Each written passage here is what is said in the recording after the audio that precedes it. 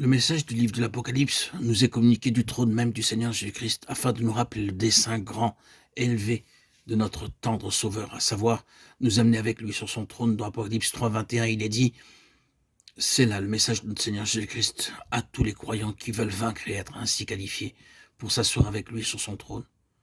On peut se demander comment est-il possible que nous, croyants, occuperons un jour une telle position. C'est de cette façon que l'ennemi essaie d'empêcher beaucoup d'entre nous de parvenir à cette position que le Seigneur Jésus-Christ nous offre avec tant d'amour.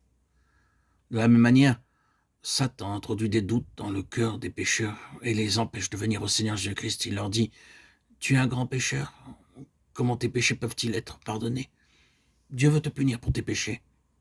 Comment peux-tu un jour devenir juste ?» Et de cette façon, beaucoup de personnes sont empêchées d'aller au Seigneur pour leur salut.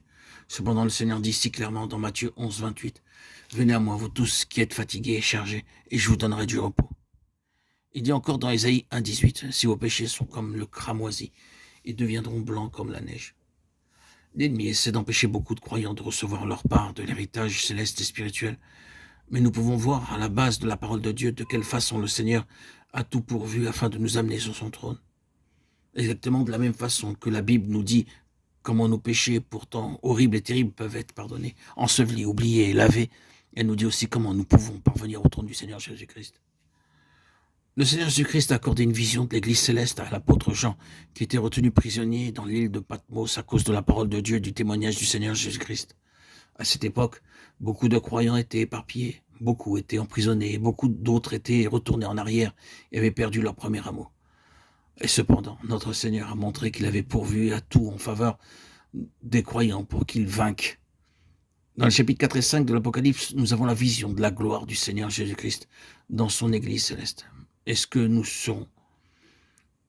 Nous voyons également le trône magnifique du Seigneur Jésus avec l'aspect d'une pierre de jaspe et de sardoine.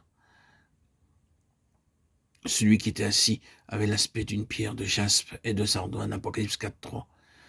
Ces deux pierres sont magnifiques, claires, transparentes. Nous pouvons voir à travers du verre. Parfois, nous ne pouvons pas voir très clairement à travers du verre.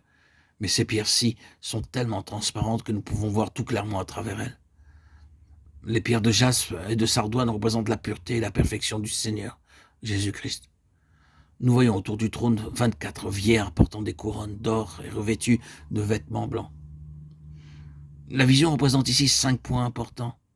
Premièrement, nous voyons un magnifique arc-en-ciel en forme de cercle environnant le trône du Seigneur Jésus-Christ.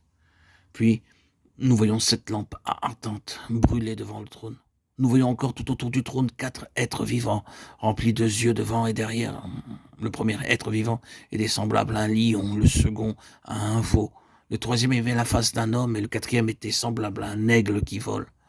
Ensuite, au chapitre 5 de l'Apocalypse, nous est présenté un livre scellé de 7 sceaux au milieu du trône et des 4 êtres vivants et au milieu des vieillards. Il y avait là un agneau qui était comme immolé, possédant 7 cornes, 7 yeux. Par le moyen de ces 7 grands symboles, il nous est montré la façon de vaincre et de parvenir sur le trône de notre Seigneur Jésus-Christ.